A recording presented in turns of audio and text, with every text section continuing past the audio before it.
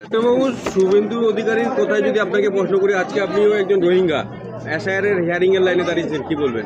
বিষয়টা দেখুন, শুভেন্দু তো বারবার রোহিঙ্গার কথা বলতে বলতে পাগল করেছে। আমি জোর গলায় বলতে পারবো আমাদের চপড়ায় কোনো রোহিঙ্গা নেই, কিন্তু আমি দেখছি যেটা দেখতে পেলাম বিজেপি আর তৃণমূলের যৌথ অপারেশনে আজকে আমরা লাইনে দাঁড়িয়ে গেছি।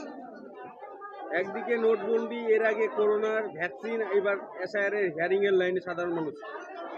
বিষয়টা দেখুন, এই বিষয়টা সবচেয়ে মজার প্রশ্ন যে আমি বারবার বলেছিলাম 2020-তে মানুষকে করোনার ভাইরাস দিয়ে মানুষকে ঘরের ভিতরে ঢুকিয়ে দিয়েছিল, আর এবার এসআইআর দিয়ে মানুষকে লাইনে দাঁড়িয়ে দিয়েছে, বাইরে করে দিয়েছে, ওর ঘরের ভিতরে ঢুকেছিল।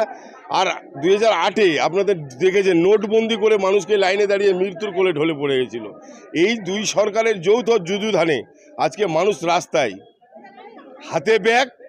এক হাতে ব্যাগ এক হাতে নোটিশ।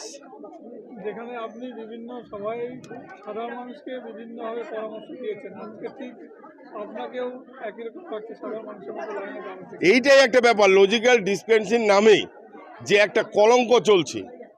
আজকে যারা আমাদের 2002 সালে ভোটার লিস্টে নাম তুলেছিল, কারা তুলেছিল? আধিকারিকগুলো তুলেছে। আজকে যারা এসআইআর করছে, কারা আসছে? পশ্চিমবাংলার আধিকারিকগণ আসছে।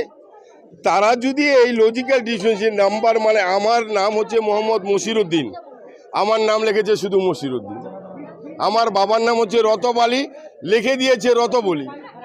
এই যে দুর্ভাগ্য, কারা ভুল করছে এরা? আমি তো সব কাগজ দিয়েছি, আমার কাছে তো কোনো কাগজে ছিল না, সব কাগজ দিয়েছি, মানে স্কুল লাইফ থেকে আমাদের কলেজ লাইফ থেকে সব কাগজ আমার দেওয়া আছে। তারপরে যদি এই লজিক্যাল ডিসপেন্সিংয়ের নামে মানুষকে আজকে হয়রানি, মা বোন থেকে শুরু করে সব কিছু করছে এরা।